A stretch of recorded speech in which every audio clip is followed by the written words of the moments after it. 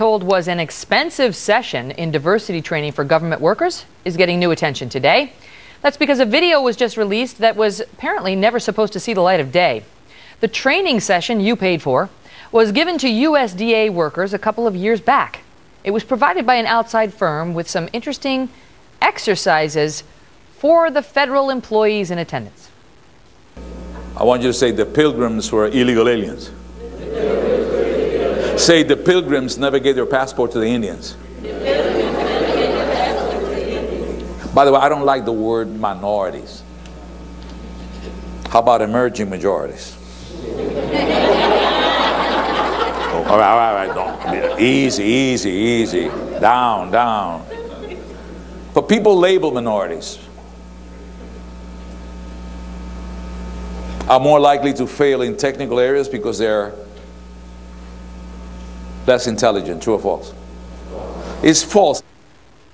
Joining me now, Ben Shapiro, a syndicated columnist and editor-at-large for Breitbart News, and the author of Bullies, How the Left's Culture of Fear and Intimidation Silences America. Also with me, Marjorie Clifton, former consultant to the Obama campaign and principal of Clifton Consulting. So this came out because Judicial Watch, which keeps an eye on these sorts of things, got a tip from somebody who was in attendance at the training session who found it offensive and didn't necessarily agree with the taxpayer dollar funding this. We're not exactly sure, according to Judicial Watch, how much was spent on this, but they say at least $200,000 was spent by the USDA over the last 2 years on this particular training company.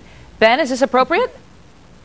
Well, you know, we have Democrats out there saying we don't have a spending problem at the same time that you're watching this stupidity, and it's so depressing. It sort of makes you wish that the asteroid hadn't missed a couple minutes ago. When the Democrats we'd be on that train. I don't know about that.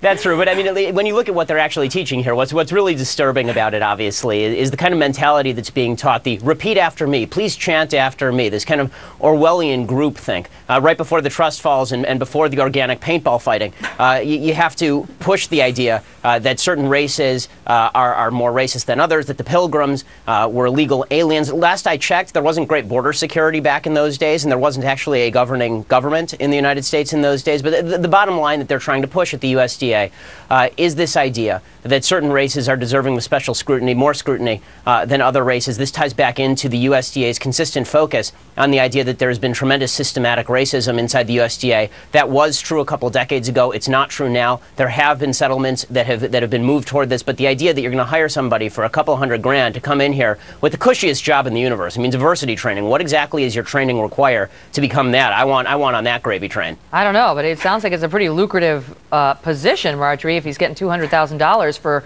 all of these sessions. It wasn't just what we showed. Apparently, he also required them to repeat, every federal agency has discriminated against African Americans, Hispanics, Native American, Indians, and other groups. And these people are sitting there like, it's strange when someone makes you repeat it. You know, like, have you ever been in that circumstance? Like, it feels a little like brainwashy. Well, I have to say, Megan, I actually run training programs as a big part of the organization that I run. We do a lot in leadership communications, and diversity is a big piece of what we do. Do you make them repeat after you? Well, every trainer has their own style. I do not, but I will say that, you know, we could criticize the merits of the way he trains, but I will say this.